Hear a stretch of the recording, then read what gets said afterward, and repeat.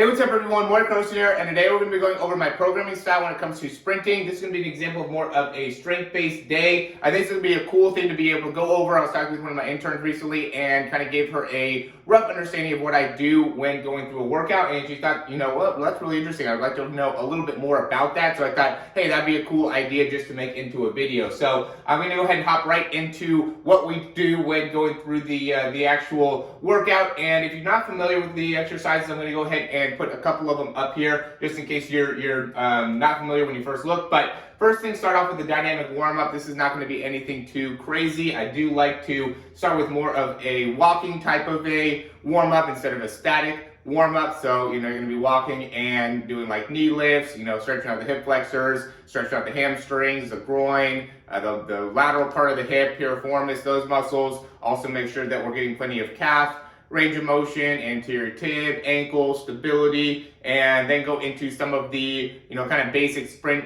exercises that are going to be, or drills, A skips, B skips, lower back range of motion, leg cycles, things that a lot of us will already do in our warm-ups. Again, nothing too crazy fancy with that. And then from there, and if you notice, what I really do is just one set of one thing. So I just keep the flow going. I don't like to go and just do 3 sets of one thing, then 3 sets of another thing, and then 3 sets of another thing, or even have it into a specific, cycle that you're going to be going through. It's going to be something that you're going to consistently flow through the entire time. So we're going to start with the rear foot elevated split squat. So you can see, that's going to be something you're just going to hold a dumbbell right there on the side. So go 8 of each, and then go right into some band walks, 3 times, just going to fire up the lateral part of the hip. Then go into an anterior tib exercise. Is going to be where, I like I'll add the little exercise here, but you're going to have the kettlebell on your feet, and you're just kind of lifting and lowering, being able to control the eccentric part of the exercise, and then try to snap back good with your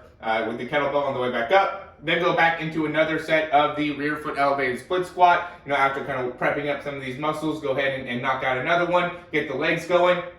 Then from there, go into depth jumps and do something that will, work some power, work some explosion. Again, this is going to be something that we'll do specifically for sprinting. And then from there, do like a power step up. So, when you're doing more of the depth jump, that's going to be working the landing and your ability to create a lot of force in the posterior chain. The power step up is going to be something that, again, has to do with landing, but it's going to work more of the anterior chain. So I like that one a lot as well. Then work some knee stability. Once we get the quads a little bit sore, then we'll work on being able to actually control the knee in an eccentric movement. So this is going to be something, again, I'll show you this one where you're just sitting down to a bench on one leg. You can even do like a single leg squat on this as well. Just something that's going to create a degree of stability. Then I'll go into a calf raise. There's a single leg calf raise with that, making sure that I'm getting full range of motion when doing that actual exercise.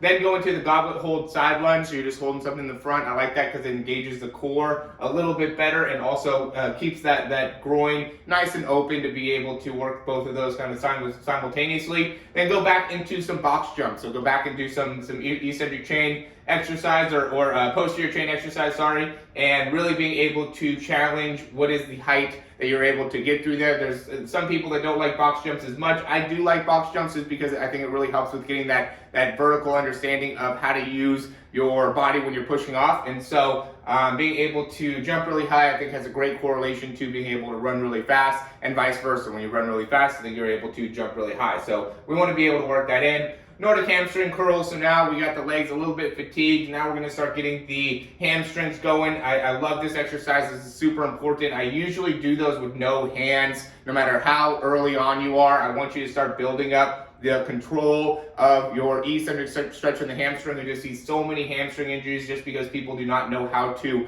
properly utilize that muscle group, and it's such an important muscle group to not only keep that, the hamstrings healthy, but also the groin and the knees and, the hips. Everything has a big impact, even the lower back, with those hamstrings. I would say the lower back might be one of the most directly correlated issues that you have. If you have somebody that doesn't have good hamstring range, a lot of times we're going to see an issue within the back in some way, whether it's a lateral shift, a pelvis issue. A lot of it has to do with the hamstring because they're so strong, and they're a unique muscle that it crosses 2 joints.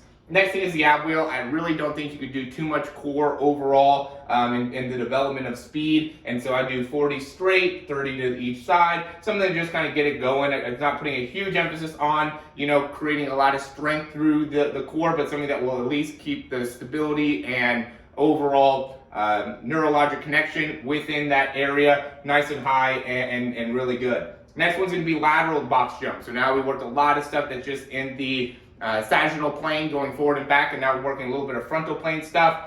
Then we'll go into some sprints. And so this is going to be, again, more of a strength day, but I always like to just put into the pattern of, what it is that we're trying to achieve. So we'll just do a light set of 5 sprints, 85 to 95%. I'm not super particular about the percentage. I do want it to be an actual sprint. So a lot of times, if somebody's at a max speed of maybe 18, I'll be like, all right, you got to get over 16 miles an hour on each one of these. And then we'll do that for 10 seconds. So you're holding it for 10 seconds. Once you're getting started and getting the treadmill going, that does it. And I use the curved treadmill, so you actually have to get it going. That doesn't count for the time. The time starts once you're into that, 16 mile an hour time limit, and then from there you're just holding it on for 10 seconds. You get a 50-second rest, and then we'll finish that off, or finish out the workout with, again, going into the anterior tibialis, working on the landing, making sure that you have a lot of stability, a lot of dorsiflexion control. I think that's super important. Then go back into another set of Nordic hamstring curls, and you can see some of them I do a set of 1, some of them I do a set of 2. That's just kind of based off of what you're going to get out of the individual exercise. So, I like to do 2 with the anterior tibialis, just because that second time through, you really start to feel it a lot more, especially when it gets a little bit fatigued, or like the hamstring curl, just doing 1 set of 12, you're going to feel it a ton. You don't need to do, another back-to-back set. And a lot of times when I do the ones where it's 2 sets, it's because you go onto one leg for a period of time, and then you go to the other leg, and then you go back, and you go back, where the ones where I only make it so it's 1 time, then you're going to only do, you're going to do both legs simultaneously. And like the hamstring curl is an example of that. The the jumps are all examples of that. So, and then a lot of times with the core, I just go through 1 set too. And then we're going to finish it off with another set of core, V-ups for 50, leg lowering for 50, and stability ball body saw for 50. Just make sure that we have, again, that core nice and active to finish it off, and then a nice cool down and stretch. And this would take probably around, 50 to 60 minutes. It's definitely going to be something that will be fairly fatiguing based off of your individual skill level. Will make it so there's a different level of where or how impactful this workout will be on you. When people first start off, just by doing those rear foot elevated split squats and the hamstrings, you're going to be pretty significantly tired at the end. So then when you get into the treadmill stuff, it could end up being a good amount for you. But, at the end of the day, it's going to be something that'll push you, and it's something that I think makes it very, very interactive. So you're always doing something new. It's never something where you're just very, very stagnant. And, I'll just slowly progress these in either weight or height of the jumps or, depth of the hamstring curl. So you're always getting better with these exercises, but a lot of the workouts stay pretty similar. And, again, this is going to be more of a strength-based day. So a power-based day, there'd be more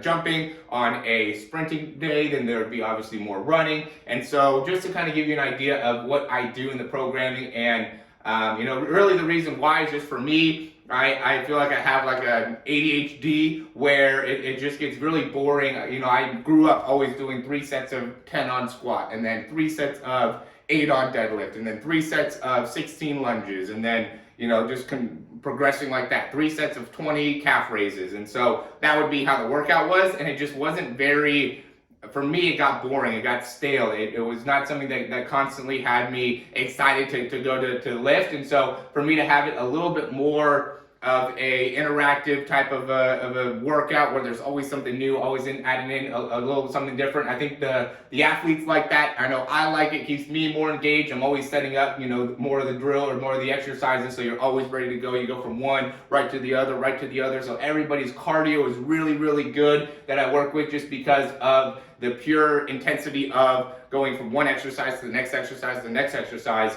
rather than just being very, very, again, just kind of we're doing one heavy set of squats, then chilling, and then another heavy set of squats, and then chilling. So, this is kind of my ideal workout. So As always, guys, thanks for watching these videos. If you had any questions, would love to answer those down below. If you like the video, got some information from it, go ahead and click that thumbs up down below. Subscribe to the channel if you haven't already. And if you have any questions or comments or anything, recommendations for us to do in the future, go ahead and leave those in the comments below. We'll be happy to get to those as soon as we can. Thanks for watching. We'll talk to you soon.